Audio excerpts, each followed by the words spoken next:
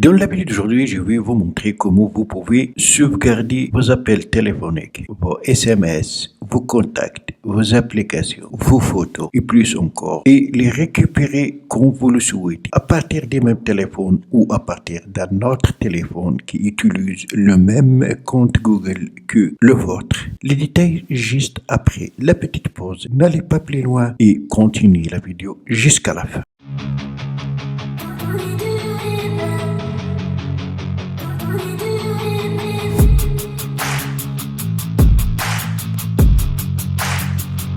Pour ce faire, commencez par installer l'application Super Backup. Utilisez le lien que vous allez trouver dans la description. Surtout, ne l'installez pas à partir d'un autre lien parce que tout simplement, elle ne marchera pas. Une fois faite, vous allez l'ouvrir. Alors, à partir de Android 11, vous allez commencer par créer un dossier où vous allez sauvegarder vos données. Commençons par aller sur les 3 points ici. Ensuite, allez dans Paramètres pour effectuer quelques réglages. Le chemin de sauvegarde, vous allez le trouver dans le storage, la mémoire interne, sur Email Attend, puis sur SMS Contact Backup. C'est là où vous allez trouver les données que vous allez sauvegarder. Je vais vous montrer comment vous pouvez accéder à ce dossier. Là où vous avez les paramètres des sauvegardes planifiées, ça veut dire que vous pouvez effectuer des planifications pour sauvegarder vos données. Ici, nous avons les paramètres de sauvegarde des APK, les applications de type APK. Là, vous pouvez sauvegarder les applications automatiquement. Une fois qu'une application sera installée sur votre appareil, elle sera automatiquement sauvegardée. Si vous ne le souhaitez pas, essayez de désactiver ici. Là, si vous souhaitez que l'application vous notifie quand elle fera une sauvegarde automatique, vous allez activer ici. Ainsi, chaque fois qu'une donnée est sauvegardée, vous allez recevoir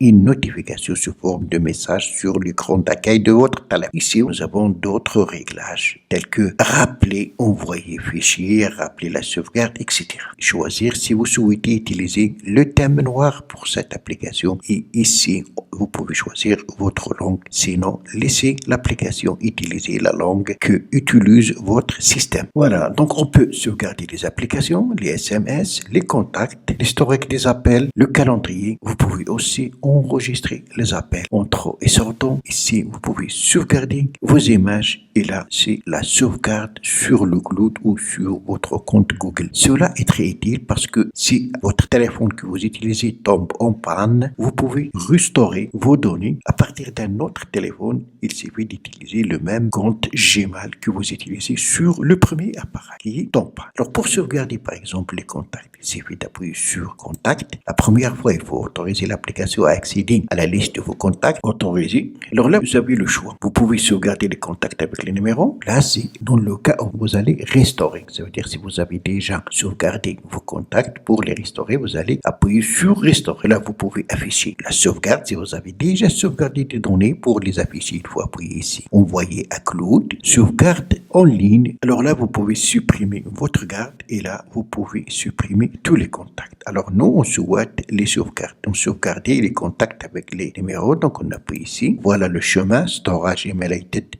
SMS Contact Backup sur Contact. Vous pouvez modifier le nom, mais moi je préfère laisser le même nom proposé par l'application, donc OK. Succès de sauvegarde, vous voulez envoyer ce fichier de sauvegarde au cloud. Si vous le souhaitez, vous pouvez envoyer à Google Drive. Ça, c'est très important, il faut le faire. Et là, vous allez utiliser bien sûr votre compte Google et vos données seront enregistrées sur Google Drive et vous pouvez les restaurer comme vous le souhaitez, même à partir d'un autre téléphone. Il suffit d'utiliser le même compte Google. Alors maintenant, si on clique sur afficher les sauvegardes, on trouvera ici donc voilà les contacts qu'on a sauvegardés. On peut les éditer. Donc ça sera la même chose pour les autres. Maintenant, je vais vous montrer où se trouve le dossier de sauvegarde. Et bien sûr, ici, les interfaces se diffèrent selon les marques de téléphone et aussi la version d'Android y installée. Pour la marque Samsung, il faut aller dans Mes fichiers. Ensuite, aller dans Stockage interne.